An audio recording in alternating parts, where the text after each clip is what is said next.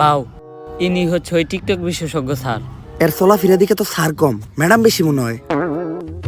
বাউ, টিকটকাররা সব উপরে দিয়ে স্যার, ভিতর দিয়ে ম্যাডামই। এই টিকটক একাডেমির আমি একমাত্র সফল প্রতিষ্ঠাতা ডিজে ঝাঁকানাকা রাব্বি। আমার এই প্রতিষ্ঠান থেকে বাংলাদেশের সব সফল ছাত্রী টিকটকাররা বেরিয়ে গেছে। শুধু তাই না, আমিও একজন স্বনামধন্য টিকটকার হিসেবে মিট আপের নামে বাংলাদেশের সব জায়গায় গিয়ে চর থাপড় লাত্তি গোতা গিয়ে পুরস্কৃত হয়েছি। এই এদিকে আসো। এই যে আমার এক স্টুডেন্ট আজকে আমাদেরই প্রতিষ্ঠান থেকে টিকটকের পড়ালেখা শেষ করে ছাত্রীর সার্টিফিকেট নিয়ে বের হয়ে যাচ্ছে। ভবিষ্যতে ওই বাংলাদেশের টিকটকে রাজ করবে।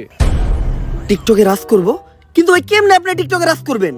যাবো এখন দুবাই, পালবো একটা অস্ট্রেলিয়ান গাবি, ভাই বেড়াতার ভিডিও দেখবে, সাথে থাকবে ভাবি। স্যার আমি ঠিক এর মতো একটা ছাত্রী হইতে চাই, সফল হইতে চাইলে এর মতোই হইতে হইব। স্যার যেমনি হোক আপনি আমার এরকম একটা ছাত্রী টিকটকার বানায় দেন।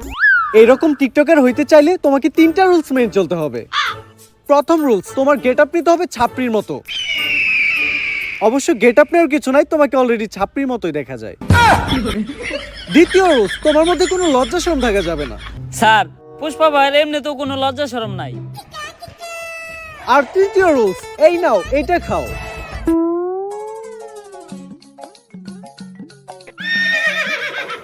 এটা কি স্যার?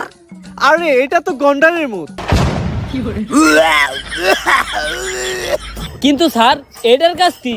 আরে এটা প্রতিদিন সকাল বিকাল 2বার পান করতে হবে, যার ফলে পাছার গু মাথায় চলে যাবে, তখনই তো মাথা থেকে বের হবে টিকটকের কন্টেন্ট। কিন্তু স্যার, আমরা কখন বুঝবো যে উনি একজন সফল ছাত্রী টিকটকারে পরিণত হইছে? যখন দেখবা তোমাদের কমেন্টে হরেক রকমের গালি, গালি ছাড়া আর কোনো কমেন্ট নাই, তখনই বুঝবা তোমরা বাংলাদেশে একজন সফল টিকটকার হয়ে গেছো।